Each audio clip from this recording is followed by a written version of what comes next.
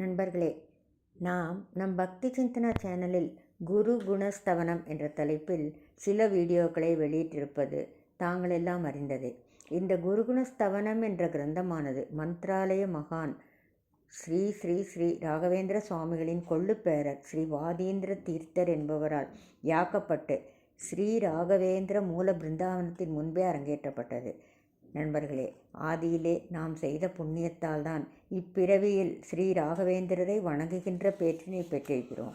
ஸ்ரீ ஸ்ரீ ஸ்ரீ ராகவேந்திர சுவாமிகளை உள்ளன்போடும் திடபக்தியோடும் தொழுவோர்க்கெல்லாம் அவரின் அருளும் அனுக்கிரகமும் கிடைக்கும் பாங்கு இருக்கிறதே, அவை ஒவ்வொன்றும் அமிர்தமானவை.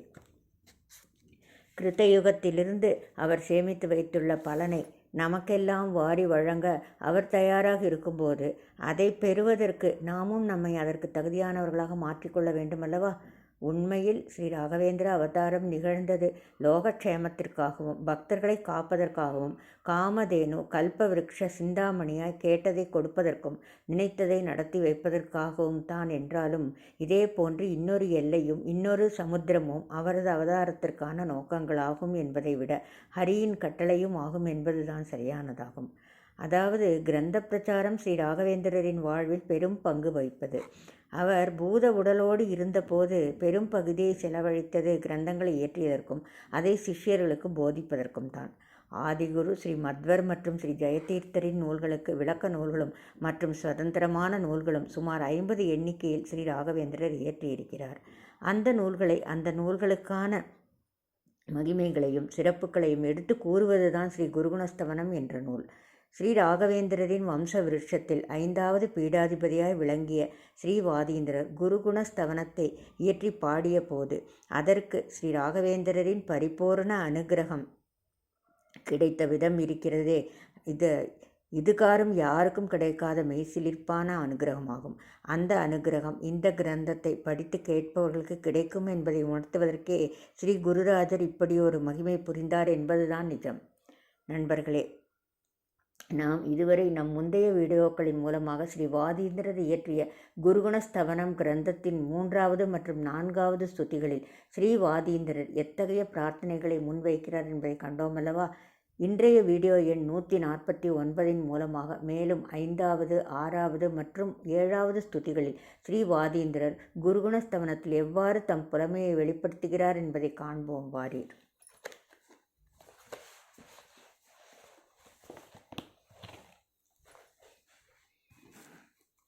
ஸ்ரீ ஜெயதீர்த்தர் ஸ்துதி. ஸ்ரீமத் டீகாகாரான் ஜயார்யானர்த்தயதே.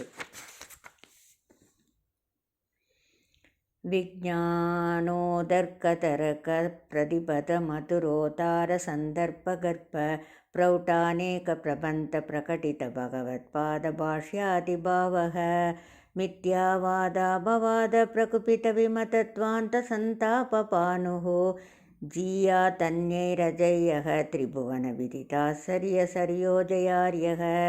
டீகாச்சாரியார் என்று அழைக்கப்படும் ஸ்ரீ ஜெயதீர்த்தரின் பெருமைகளை இந்த ஸ்லோகத்தில் வியக்கிறார். டீகை எனப்படுவது மூல நூலுக்கு எழுதப்படும் விளக்கம். மிகவும் கடினமான நூல்களுக்கெல்லாம் டீகை எழுதி புகழ்பெற்றதால் ஸ்ரீ ஜெயதீர்த்தர் என்பதை விட ஸ்ரீ டீகாச்சாரியார் என்ற பெயராலேயே இன்றைய அளவிலும் புகழுடன் விளங்குகிறார். அப்படிப்பட்டவரை பற்றி ஸ்ரீ வாதீந்திரர் கூறுவதை காண்போம்.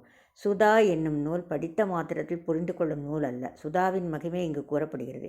விசேஷமான ஞானம் உண்டாக வேண்டும் என்கிற எண்ணத்தினால் பலவிதமான தர்க்க யுக்திகளை கையாண்டு ஒவ்வொரு மூலப்பதங்களுக்கும் மனோகரமான சந்தர்ப்பத்துக்கு ஏற்ற வியாக்கியானங்களை விவரித்து ஸ்ரீமத்வரின் பாஷ்யத்தின் பாவத்தை உட்கிடையை விவரித்தவர் டீகாராயர் மற்றும் ஜகத் மித்தியை, அதாவது உலகம் பொய்யானது என்று வலியுறுத்தும் மதங்களால் ஏற்பட்டுவிட்ட இருளையும் அவர்களின் பிரச்சாரங்களால் ஏற்பட்டுவிட்ட கெடுதல்களையும் நீக்குகின்ற ஒளித்தரும் சூரியனை போன்றவரும் மற்றவர்களால் வெல்ல முடியாதவரும் மூவுலகங்களிலும் மிகவும் சிறந்து விளங்குபவருமான ஸ்ரீ ஜெயதீர்த்தர் எல்லாவற்றிலும் புகழுடன் இருப்பதைப் போல எல்லோரையும் விடவும் சிறப்பாக விளங்கி நம்மையும் சிறக்க வைப்பாராக.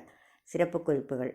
ஸ்ரீமத்வர் 1238 to 1327 ஏடி ஒரு சரித்திர புருஷர். அவர் 1317 ஏடி பிங்கள வருடத்தில் மேற்பதிக்கு சென்று நம் கண்கள் முன் இருந்து மறைந்துவிட்டார். அவருக்கு பின் அவரின் சீடர்களான Padmanabha Tirtha 1317 AD to 1324 AD, Sri Narahari Tirtha 1324 AD to 1333 AD, Sri Madhava Tirtha 1333 AD to 1350 AD மற்றும் அக்ஷோபிய தீர்த்தர் 1350 AD to 1365 AD அவரின் பீடத்தை அலங்கரித்தார்கள். அவர்களுக்கு பின்னால் தான் ஸ்ரீ மத்வரிடமிருந்து 5வதாக ஸ்ரீ ஜெயதீர்த்தர் தோன்றி அவரின் பீடத்தை 1365 AD to 1388 AD அலங்கரித்தார். இவருக்குத்தான் டீகாச்சார் என்ற பெயரும் வந்தது. ஸ்ரீ ஜெயதீர்த்தர் இந்திரனின் அவதாரம் என்றும் ஸ்ரீ மத்வருடைய ஜீவித்த காலத்திலேயே அவரின் புத்தகங்களை சுமக்கும் எருதாக சர்வ மூல பாடங்களை கேட்டார் என்றும் அவரின் சரித்திர நூலின் மூலமாக அறிகிறோம்.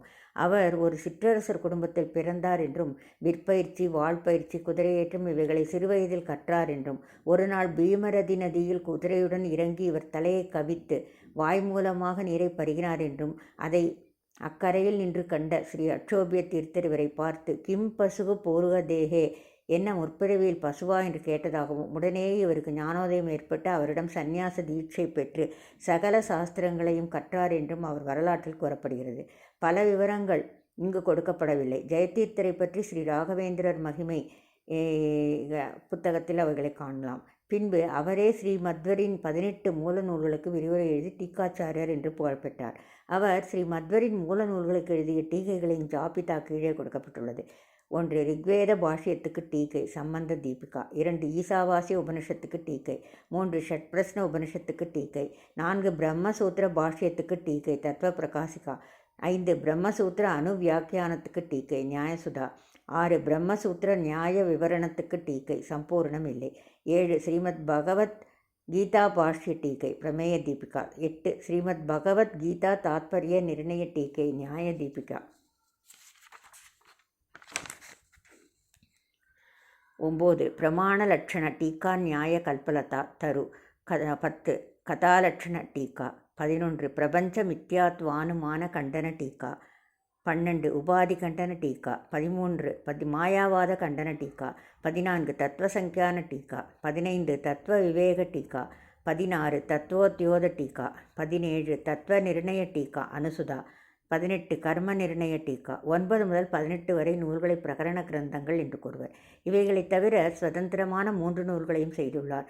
பிரமாண பத்ததி, வாதாவளி, பத்தியமாலா. தத்துவ நிர்ணயம் என்பதை விஷ்ணு தத்துவவி நிர்ணயம் என்றும் கூறுவர். இன்னும் சிலர் சதபராத ஸ்தோத்திரத்தையும் அத்தியாத்மாமிருத தரங்கிணியையும் டீகாச்சாரியார் எழுதினார் என்று கூறுவார்கள். டீகாச்சாரியரின் கிரந்தங்களின் தன்மை எப்படி உள்ளன என்பதை ஸ்ரீ குருகுணஸ்தவனக்காரர் இங்கு சுட்டிக்காட்டுகிறார். விஜ்ஞான உதாக தர்க்க பிரதிபத மதுர உதார சந்தர்ப்ப கர்ப்ப விசேஷமான ஞானத்தை பலனாக கொடுக்கக்கூடிய யுக்திகளுடன் கூடிய ஒவ்வொரு மூல பதங்களுக்கு மனத்துக்கு பிடிபடக்கூடிய வகையில் உத்கிருஷ்டமான வாக்கியங்கள் மூலம் விளக்கம் அளிக்கும் வகையில் அமைந்துள்ளன. மற்றும் பிரௌட்ட அநேக பிரபந்த பிரகடித்த பகவத் பாத பாஷ்யாதி பாவக சப்தம் மற்றும் அர்த்தங்களினால் உயர்ந்ததாய் விளங்கும் பல அரிய மூல நூல்களில் மறைந்து கிடக்கும் உட்பொருட்களையெல்லாம் விளக்கக்கூடியதாக உள்ளன. மற்றும் ஸ்ரீ மத்வாச்சாரியார் இயற்றிய பாஷ்யங்களின் உட்கருத்துக்களை பிரதிபலிப்பதாக உள்ளன. மற்றும் எவ்வாறு உள்ளது? மித்யாவாத அப்பவாத பிருகுபித்த விமத்த துவாந்த சந்தான பானு. மித்யாவாதம் என்கிற கெட்ட வாதங்கள் என்கிற இருளுக்கு ஞான சூரியனாக உள்ளது. மித்யாவாதத்தின் முக்கிய கொள்கைகள்: 1 பிரம்மம் ஒன்றே சத்தியமாக உள்ளது, அதை தவிர இரண்டாவது பொருளே இல்லை. 2 இந்த பிரபஞ்சம் மித்தியானது, அதாவது உண்மையைப் போல் தோன்றினாலும் அது பொய்யானது. 3 ஜீவனுக்கும் பிரம்மனுக்கும் பேதம் இல்லை, சிவஸ்வரூபத்தில் அவர்களுக்கு ஐக்கியம் உள்ளது. ஆனால் இந்த கொள்கைகள் வேதவியாசருக்கு சம்மதமில்லை. ஆகையால் ஸ்ரீமத்வர் தம் பாஷ்யங்களில் இக்கொள்கைகளை யுக்தியுடன் கண்டித்துள்ளார். டீகாச்சாரியரும் அவரை பின்பற்றி மித்யாவாதத்தை கண்டித்தார். அதுவே இங்கு சுட்டிக்காட்டப்பட்டுள்ளது. டீகாச்சாரியரின் கிரந்தங்களுக்கு இதுவரையில் யாரும் கண்டனம் எழுதவில்லை. ஆகையால் அவரை வெல்வதற்கு அரியவர் என்கிறார்கள். அஜய்ய ஜெயாரிய.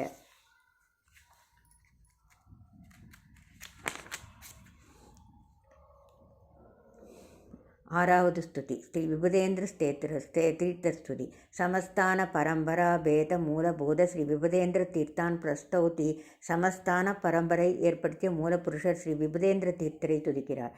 ஸ்ரீமத் பூர்ண பிரபோத பிரகடித பத வீதாவி மேதா விதிமத் சேனாசீர சீமா சமுதித வித்தி சாபாதயோதாதிநேதா மாயா சித்தாந்த தீட்சா விகட ந கடனா சர்வதந்திர ஸ்வதந்திரக ஸ்ரீராமவியாச தாசோ விலசதி விபுதேந்திரா பிதக சம்யமீந்திரக.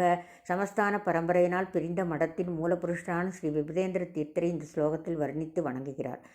ஸ்ரீ மத்வாச்சாரியா சிறப்புற்று திகழ்கின்ற சத்வைஷ்ணவத்தில் திளைத்தவரும் அதன்படி நடப்பவரும் தோல்வி என்பதை கண்டறியாத அறிவாளி ஆனவரும் வித்வான்கள் மற்றும் தேவதைகளால் உண்டான சேனையின் முக்கிய கொள்கையான வெற்றியை உடையவரும் சேனாதிபதி போன்றவரும் மாயாவாதம் தத்துவவாதம் எனும் இரண்டினுள் முன்னதை விடுத்து பின்னதை ஏற்றல் என்பதற்கு தக்க விளக்கம் அளிப்பவரும் எல்லா சாஸ்திரங்களிலும் புலமை பெற்றவரும் ஸ்ரீ மூலராம வேதவியாச மூர்த்திகளின் சேவகருமான ஸ்ரீ விபுதேந்திரர் இவ்வாறெல்லாம் பிரசித்தியுடன் விளங்குகிறார். அவர் நமக்கு அருள்வாராக. சிறப்பு குறிப்புகள். இப்பொழுது தத்துவவாதம் என்றும் மத்வ மதம் என்றும் துவைத்தம் என்றும் பிரச்சாரத்தில் உள்ள மதமானது அனாதி காலமாய் உள்ளது. ஸ்ரீமத்வர் மறைந்த கொள்கைகளை வெளியே கொண்டு வந்தாரையோடைய இயேசு கிறிஸ்துவை போன்றோ அல்லது முகமது நபியை போன்றோ ஒரு மதஸ்தாபகர் அன்று.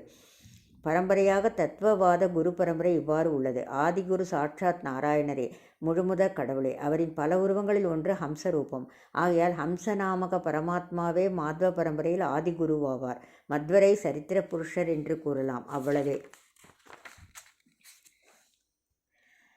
ஒன்று ஹம்சநாமக பரமாத்மா நாராயணர், சதுர்முக பிரம்மா, 4 தலை பிரம்மதேவர். 3 சனகாதி மகரிஷிகள். சனகாதி மகரிஷிகள் நித்திய பிரம்மச்சாரிகள், பாலரூபிகள், பிரம்மபுத்திரர்கள். அவர்கள் 4 பேர். சனக, சனந்தன, சனத்குமார மற்றும் சனசுஜாதர், சனாதனர் என்று அவர்களை சேர்த்து சனகாதிகள் என்று அழைப்பார்கள். 4 துர்வாச மகரிஷி, ருத்ர பகவானின் அவதாரம்.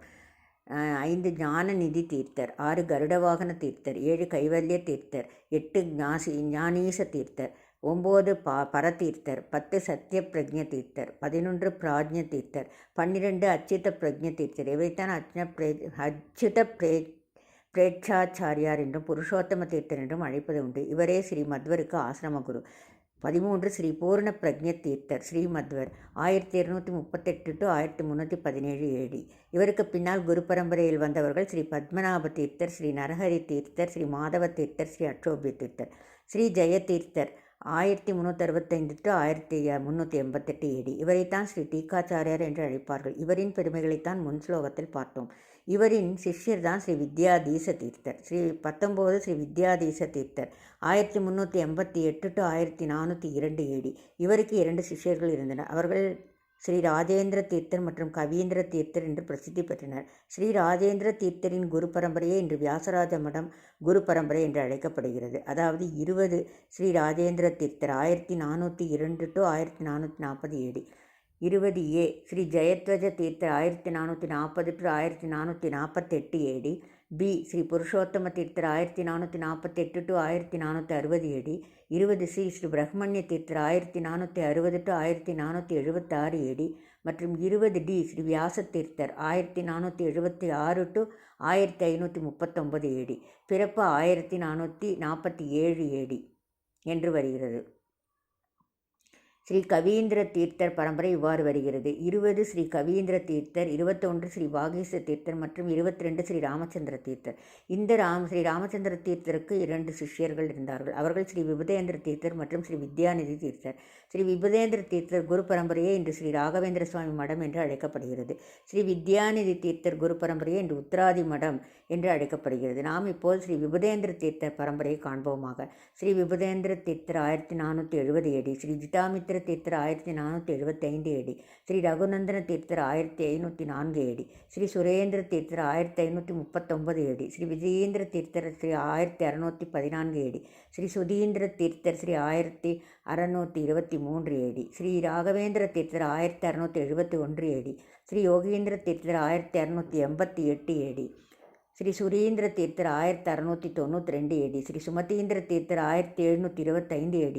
ஸ்ரீ உபேந்திர தீர்த்தர் 1728 AD. ஸ்ரீ வாதீந்திர தீர்த்தர் 1750 AD. இவரை தொடர்ந்து பட்டத்திற்கு வந்த பீடாதிபதிகளை பற்றிய விளக்கமான பட்டியலுக்கும் ஸ்ரீ ராகவேந்திர வம்ச விருட்சத்திற்கும் நாம் பின்னர் காண்போம். ஸ்ரீ விபுதேந்திர தீர்த்தரை குறித்து ஒரு சம்பிரதாய ஸ்தோத்திரம் இவ்வாறு உள்ளது. கேரணம் ததா சேது கங்கம் சஹிமாலயம் நிராகிருதாத்வைத்த சைவம் விபுதேந்திர குரும் பஜே. இவரை பற்றி கர்ண பரம்பரையில் வந்த சில விஷயங்களை மட்டும் இப்போது காண்போம். ஸ்ரீ விபுதேந்திர தீர்த்தர் உத்தராதி மடத்து ஸ்ரீ ரகுநாத தீர்த்தர் முன்னையில் கொப்பரா என்கிற ஊரில் ஸ்ரீ லட்சுமி நாராயண யோகி என்பவருக்கு ஸ்ரீ ஸ்ரீபாதராஜர் என்று பட்டம் கொடுத்தார். ஸ்ரீ ஸ்ரீபாதராஜர் பரம்பரையே இப்போது முழுபாகிலு மடம் என்று விளங்குகிறது. ஸ்ரீ விபுதேந்திர தீர்த்தரின் தபசுக்கு மெச்சி ஸ்ரீ அகோபல நரசிம்ம சுவாமியே இவருக்கு சோடசபாகு நரசிம்ம தேவரின் சிலையை அருள்பாலித்தார். அந்த சோடசபாகு நரசிம்ம பிரதிமை 16 கை நரசிம்மர் இன்றும் ஸ்ரீ மந்தாலய ராயர் மடத்தில் பூஜையில் உள்ளது. கடைசியாக இவர் தமிழ்நாட்டில் உள்ள தாமிரபரணி நதிக்கரையில் அமைந்துள்ள திருநெல்வேலி என்கிற ஊரில் பிருந்தாவனம் பிரவேசமடைந்தார். தமிழ்நாட்டில் மூல பிருந்தாவனம் அடைந்த முதல் மாத்வ சந்நியாசி ஸ்ரீ விபுதேந்திர தீர்த்தர். இவரின் ஆராதனை மார்க சீர்ஷ சுக்ல தசமி என்று வருகிறது. இவரே பின்னால் ஸ்ரீ விஜயேந்திர தீர்த்தராக அவதரித்தார் என்று ஒரு வழக்கு உண்டு. இந்த மகானை பற்றி 6வது ஸ்லோகத்தில் ஸ்ரீ வாதீந்திர தீர்த்தர் வர்ணிக்கிறார். அதை சிறிது பார்ப்போம். இவரை ஸ்ரீ ராம வியாசதாசர் என்கிறார் கவி மற்றும் சம்யமீந்திரக என்றும் சொல்கிறார்.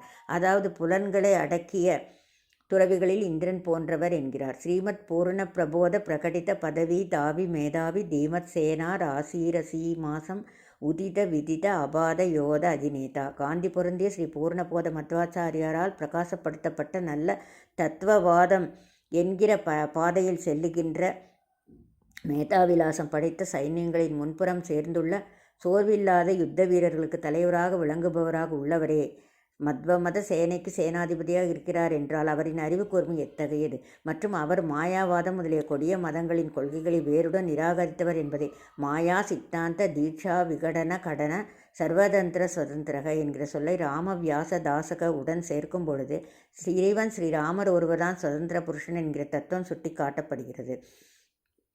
ஸ்ரீராம வியாசதாசர் என்று கூறும்பொழுது இவர் ஸ்ரீராம வியாசதாசர் என்று ஏற்கனவே பார்த்த அர்த்தத்தை தவிர இவர் ஸ்ரீராமச்சந்திர தீர்த்தரின் சிஷ்யர் என்ற அர்த்தமும் வரும்படி உள்ளது. ஸ்துதி 7 ஸ்ரீ வியாசராஜர் ஸ்துதி. சந்திரிகா கிரந்த கர்த்திருன் வியாசராஜா நர்த்தயத்தே. மாயா தந்திரா மராரி ஸ்மய பனயதோ மத்வ சித்தாந்த நாம்னோ நேத்ராணி வத்ரயோ பித்ரி ஜகதி நிருஹரேரிந்ததே யத் பிரபந்தா யத்வாகத்வைத்த வித்யா சலகுல குலிஷ பிரௌடி மாடௌகதே சக ஸ்ரயோ பூயோ விதத்யா சுமஹித மகிமா சம்பிரதி வியாசராஜக. ஸ்ரீ ராகவேந்திர சுவாமிகளின் முந்தைய அவதாரம் ஸ்ரீ வியாசராஜர். அதாவது ஸ்ரீ வியாசருக்கு அடுத்த பிரிவு ஸ்ரீ ராகவேந்திர அவதாரம். வியாசராஜர் சுமார் 92 ஆண்டுகள் பூத உடலுடன் இருந்து சாதித்தவை ஏராளம். அவர் அருளிய தாத்பரிய சந்திரிகா, நியாயாமிருத, தர்க்கதாண்டவ எனும் 3 நூல்களும் மிகவும் பிரசித்தி பெற்று விளங்குபவை.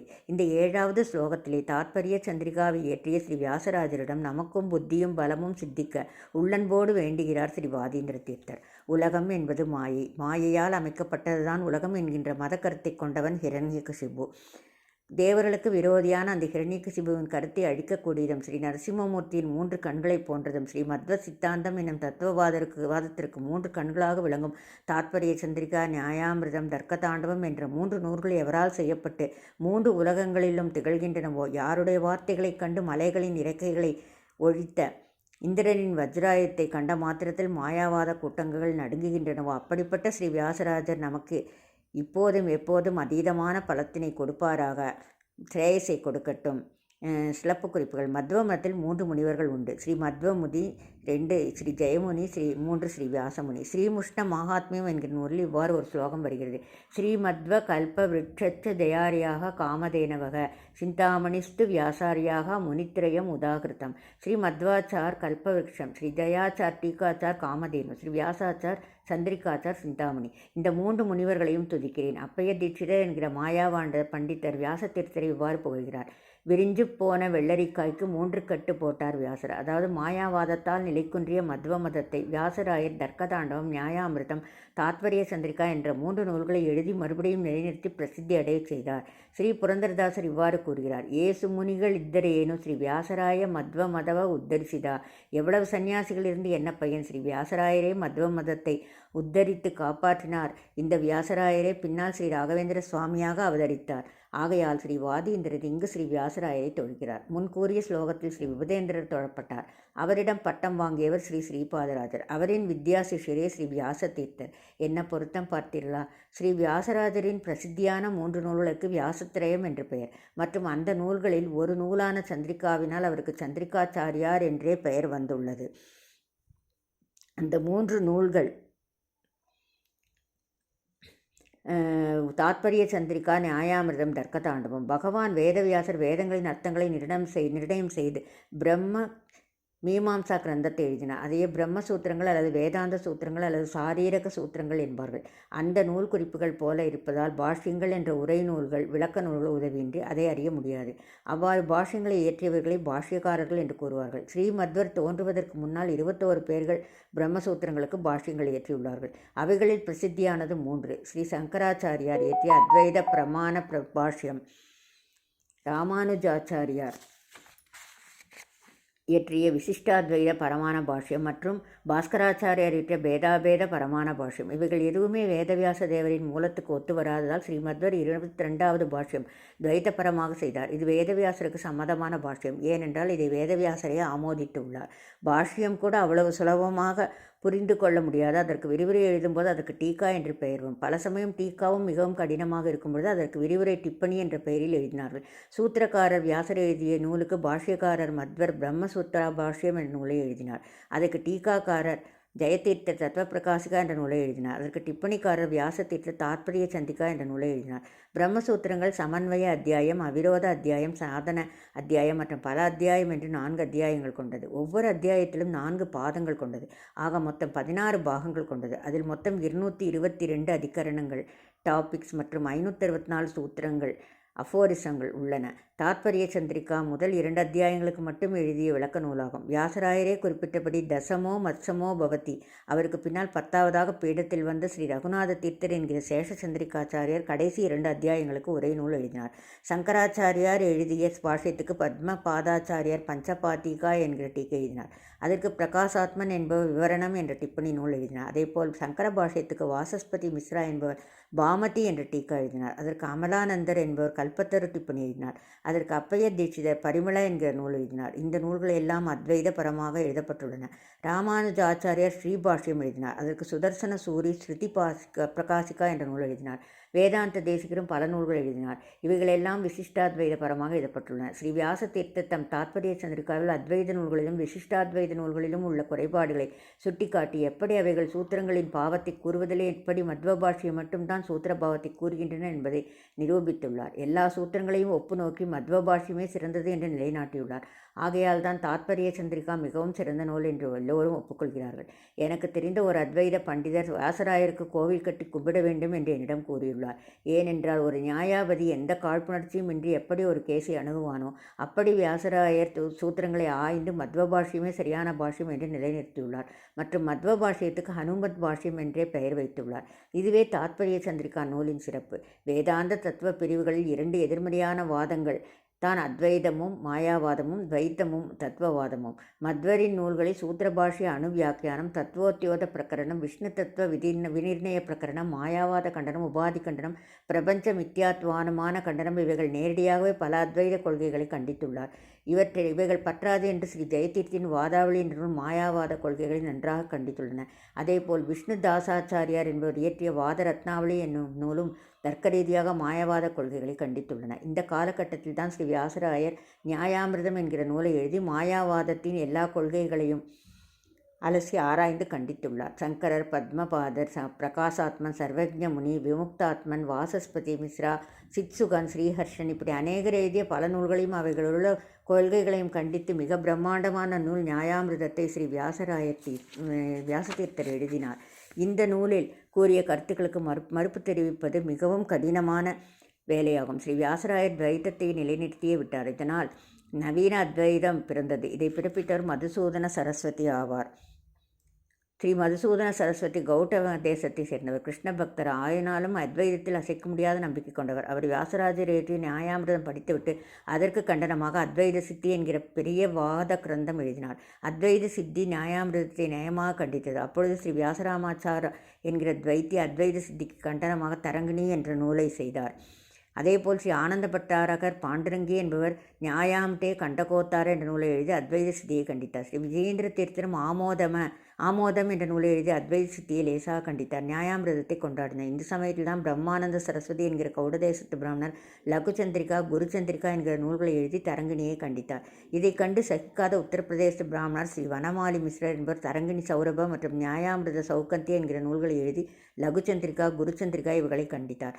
வனமாலி மிஸ்ரரை விட்டலோபாத்தியார் என்கிற அத்வைதி விட்டலோபாத்தியார் என்கிற நூல் மூலம் கண்டித்தார். கடைசியில் பித்ரஹள்ளி ஸ்ரீனிவாச தீர்த்தர் நியாயாமிரத பிரகாஷ் என்ற நூலை எழுதி துவைத்தமே சரியானது என்று நிரூபித்தார்.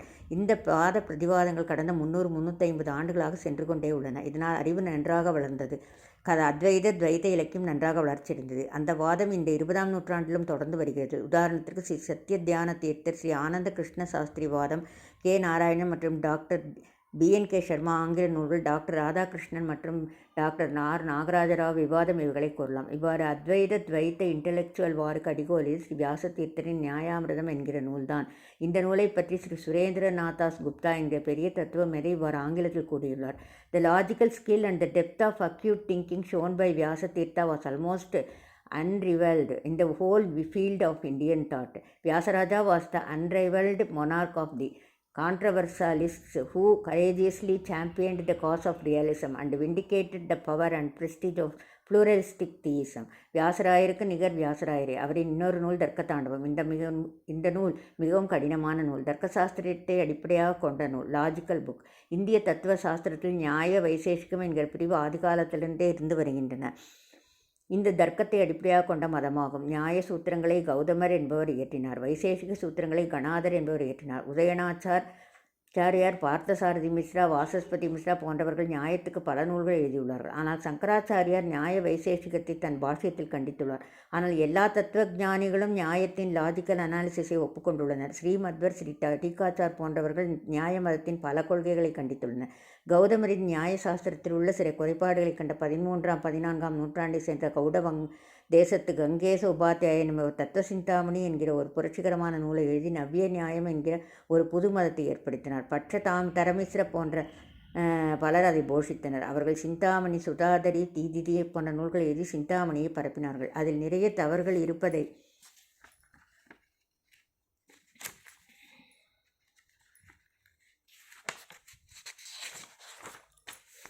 சுட்டிக்காட்டி அதை கண்டித்து வியாசதீர்த்த தர்க்கதாண்டவம் என்கிற பெரிய தர்க்க நூலை எழுதினார்.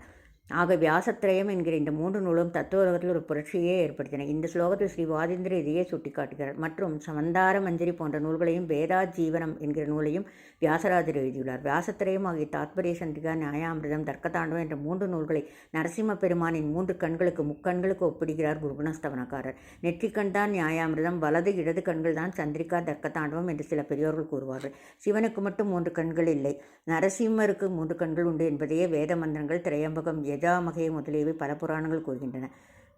ஆகையால் தான் இங்கே இந்த 3 நூல்களை நரசிம்மரின் முக்கண்களுக்கு ஒப்பிடுகிறார் ஆசிரியர். நேத்ராணி இவத்திரையோ அபி திரிஜகத்தின் இருகரேகே இந்த யத் பிரபந்தாக என்கிற வாக்கியத்தின் மூலம் அந்த சமய மாயாவாத கொள்கைகளை ஹிரண்யகசிபுவுக்கு ஒப்பிடுகிறார் ஆசிரியர். மாயா தந்திர அமரி அரிஸ்மயம் அபநயதகம் அத்வ சித்தாந்த நாம்னி என்கிற சொற்றொடரால் மாயாவாதிகள் என்கிற ஹிரண்யகசிபுவின் வித்யா கர்வங்களை நிராகரிக்கச் செய்யும் அத்வ சித்தாந்தம் என்கிற நரசிம்மரின் 3 கண்கள் போல் இந்த வியாசத்திரைய நூல்கள் விளங்குகின்றன என்பதை யத்வாக் அத்வைத வித்யா அசலகுல குலிச பிரௌட்டீம் ஆட்டவுகதே சக என்ற வாக்கியத்தால் குறிப்பிடுகிறார். எப்படி இந்திரனின் வஜ்ராயுத மலைகளின் இருக்கைகளை கண்டித்தனவோ அவ்வாறே வியாசராயரின் வாதங்கள் அத்வைத மலையில் வாதங்கள் என்கிற இறக்கைகளை அறுத்தன என்கிறார். அப்பேற்பட்ட மகிமை பொருந்திய வியாசராயர் நமக்கு ஸ்ரேயஸை உண்டு பண்ணட்டும் என்று கூறி ஸ்லோகத்தை முடிக்கிறார். பூஜ்யாய ராகவேந்திராய சத்யதர்மரதாய ச பஜதாம் கல்பவ்ருக்ஷாய நமதாம் காமதேனவே. ஸ்ரீராகவேந்திராய நமக, ஸ்ரீராகவேந்திராய நமக, ஸ்ரீராகவேந்திராய நமக. நன்றி.